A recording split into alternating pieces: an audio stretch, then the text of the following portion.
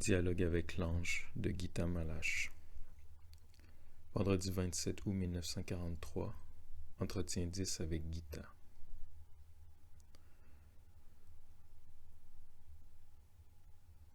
Enfin une semaine d'attente joyeuse. Rendons grâce. Avec un sourire radieux. Aujourd'hui, il est bon d'être ici. Hannah me dit plus tard que, pendant les premiers entretiens, elle a souvent senti combien il était difficile pour mon maître de descendre et de rester dans notre atmosphère trop dense. Aujourd'hui, ma joie rend les choses plus faciles. Désignant le verre d'eau. L'eau m'approche de toi. Ce que fait le feu pour toi, l'eau le fait pour moi.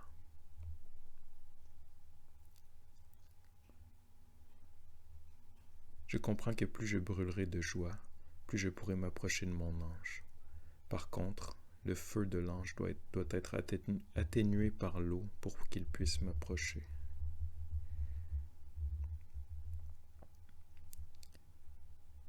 En quoi puis-je t'aider?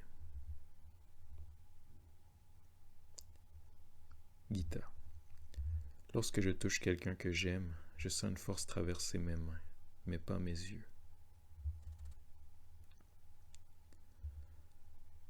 La force n'est pas encore arrivée jusqu'à la hauteur de tes yeux.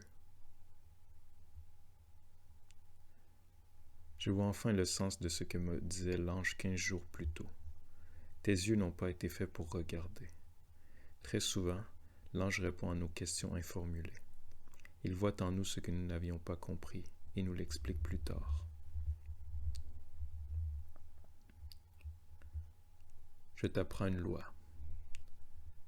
Tu t'élances d'en bas vers le haut. Les mains forment un cône. Tu es construite ainsi, forte en bas, t'amenuisant vers le haut.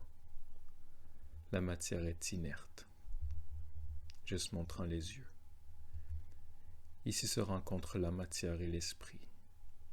Tu dois élever la matière jusqu'ici.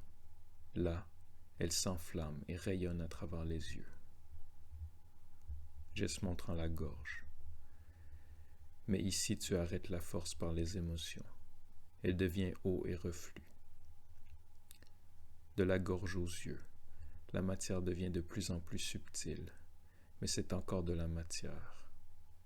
Garde propre le chemin.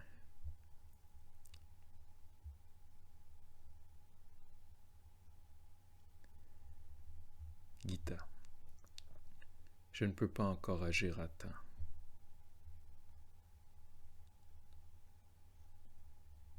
Ce qui doit être accompli te parle, et tu as des oreilles pour l'entendre.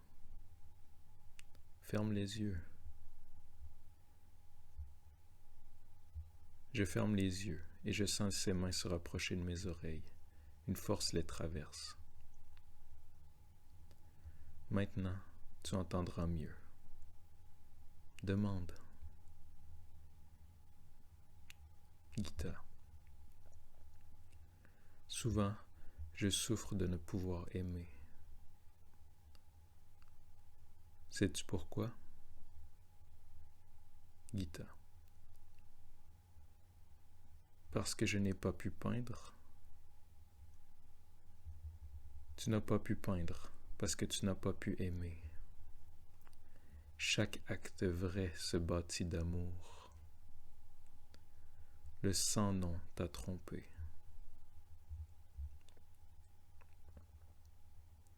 Je vois immédiatement à quoi il fait allusion.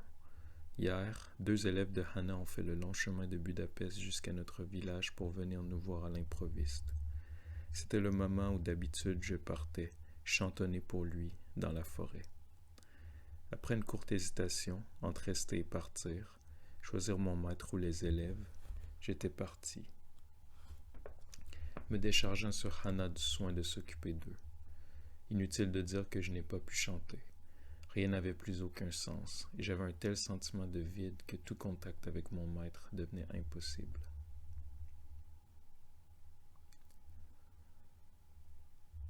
Le sans-nom peut revêtir même mon apparence pour te tromper. Je vois maintenant de toute évidence que, dans cette situation, j'ai agi contre mon sentiment, et je suis saisi par la peur de ne pas savoir distinguer le vrai du faux pour reconnaître mon maître intérieur. Mais tu reconnais le sans nom dans ton cœur, car son nom est le vide. Montrant le siphon d'eau de Celt sur la table. Cette eau n'est pas bonne non plus, parce qu'on y a introduit de force du vide. Gita, je sais que le vide et le découragement sont des pièges, et je m'y laisse quand même prendre. Quand tu sais, c'est déjà trop tard. Tu passes outre, tu ne t'arrêtes pas au moment juste, là où il le faudrait. Je comprends alors que, comme mon attention entraînée et aveuglée par mon dynamisme est généralement dirigée vers l'extérieur, je ne me rends compte de l'action du trompeur à travers moi que lorsqu'elle se manifeste dans mes actes. Et c'est trop tard. Mais si je dirigeais mon attention vers l'intérieur, je serais capable de sentir le danger à l'avance, et donc de m'en défendre. Demande. Gita. Pourquoi mes yeux sont-ils secs et brûlants? Parce que tu pleures. Les êtres vivants ont besoin d'eau pour brûler. Tu as commencé à brûler. L'eau a manqué. Gita. Quelle est la différence entre le vrai sentiment et le faux?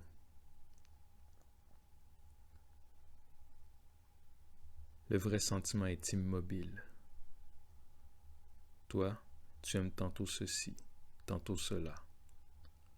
L'eau ondoie, juste indiquant le mouvement des vagues. Le vrai sentiment est immobile. Il aime tout et rayonne. Ton signe est le soleil. Le soleil est immobile et rayonne partout. Pas le soleil que tu vois avec tes yeux, car celui-ci n'est aussi qu'une image. Parle. Gita.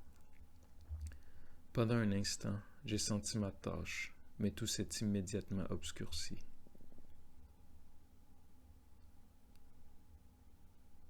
Cet instant dure éternellement.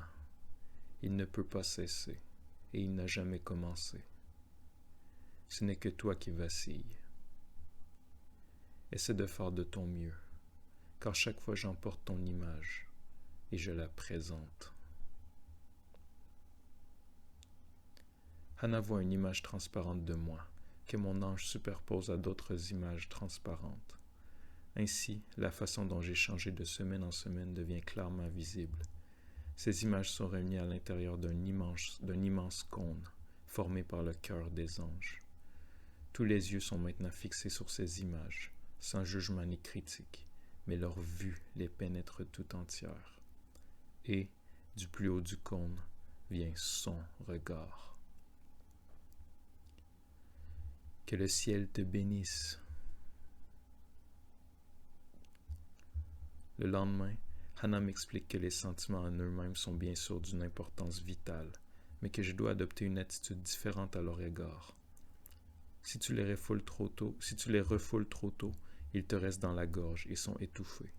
Si tu les laisses monter librement jusqu'aux yeux, leur force initiale se part en larmes. Mais si tu les lui offres au moment où ils arrivent à la gorge, alors ils se transforment et deviennent énergie-lumière qui rayonne à travers les yeux.